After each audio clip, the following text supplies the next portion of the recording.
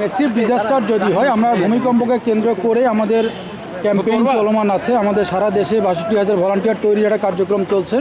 সেই কার্যক্রমের অংশ হিসেবে ঢাকা ইউনিভার্সিটিতে বিএনসিসি, রেঞ্জার, স্কাউটস এদের সমন্বয়ে আমরা একটি এখানে কীভাবে উদ্ধার কার্যক্রম পরিচালনা করতে হয়, কীভাবে অগ্নি নির্বাপন করতে হয়, at the same time search কার্যক্রম কীভাবে পরিচালনা করতে হয়, তার উপরে একটা 2 দিনব্যাপী প্রশিক্ষণ আমরা শুরু করেছিলাম গতকাল থেকে।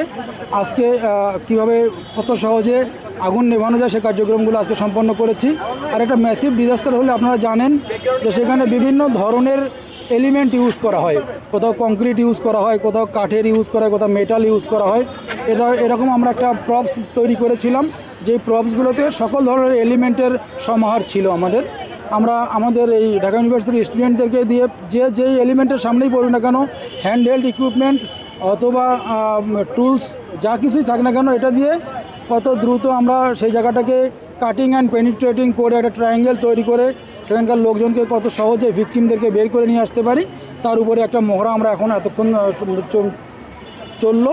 আপনারা নিজেরাও দেখেছেন যে আমাদের স্টুডেন্টরা খুবই চমৎকার করে তাদের মহড়া কার্যক্রমে অংশগ্রহণ করেছে এবং খুবই সাকসেসফুলি ট্রায়াঙ্গেল কেটে সেখান থেকে ভিকটিম কীভাবে এক্সট্রিকেট করতে হয় সেটা তারা দেখলো। এবং ফাইনালি কীভাবে একটা ফায়ার এক্সটিংগুইশার বিহীন কীভাবে একটা গ্যাস সিলিন্ডারের আগুন নির্বাপন করতে হয়, কীভাবে ম্যানেজ করতে হয়, এটাও তারা হাতে কলমে শিখলো। আমরা চাই আমাদের ঢাকা ইউনিভার্সিটির স্টুডেন্টদের এই জ্ঞান আহরণের মাধ্যমে তারা অন্যান্য তাদের বন্ধুবান্ধবদের কাছে এই জ্ঞানটাকে, আহরিত জ্ঞানটাকে ছড়িয়ে দেবে। অ্যাট দ্য সেম টাইম প্রত্যেকটা হলে যদি এই ধরনের ব্যবস্থাপনা করা হয়, আমাদের এই ছেলেগুলো সবাই তাদের নিজের বিপদ নিজে মোকাবেলা করার জায়গা, তাদের ওয়ার্কিং এরিয়াটাকে নিরাপদ করা, অ্যাট দ্য সেম টাইম তাদের কমিউনিটিকে তারা নিরাপদ করতে পারবে। অ্যাকচুয়ালি আমরা একটা মেসিভ ডিজাস্টারকে মাথায় রেখে আসলে এই কাজগুলো করছি। যদি আপনারা জানেন যে খুব অল্প সময়ের মধ্যে আমরা অনেকগুলো ভূমিকম্পকে ফেস করেছি। তারপরে নিকট অতীতে আর বড় তুর্কিতে, মায়ানমারে অনেক বড় ভূমিকম্প হয়েছিল। আমাদের বাংলাদেশেও কয়েকদিন আগেই মাধবদীতে একটা বড় ভূমিকম্প হয়েছে। এই ধরনের ভূমিকম্প হলে যদি অনেকগুলো ভবন একসাথে ধসে পড়ে, ফায়ার সার্ভিসের পক্ষে আসলে একা কাজ করা সম্ভব হবে না।